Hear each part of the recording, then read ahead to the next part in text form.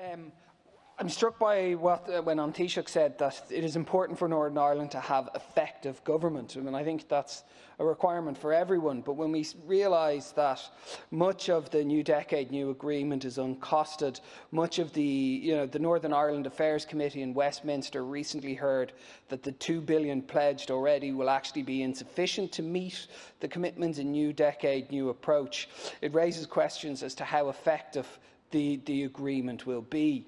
And I think one of the other things that we need to look at is the block grant from Westminster to Northern Ireland, which has effectively been, and the Assembly, which has effectively been stagnant, meaning that its power to deliver has been eroded over the years due to inflation.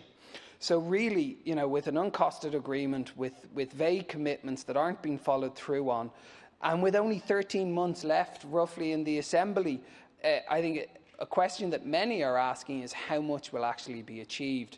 And I think that speaks to the need for the government here, as one of the many parties involved, to really push for effective government and to push for proper achievements. And I think we need to show our leadership down here too. Victims and survivors look not just to London but to Dublin for leadership on the issues of legacy and on implementation of the Stormont House Agreement. The Independent Commission on Information and Retrieval to function properly will require legislation in both Dublin and Westminster. And yet, in the 7 years, we've seen no legislation come to the House here. We've seen no attempt to push legislation here to establish it, which would both show our leadership and put moral pressure on the British government to act.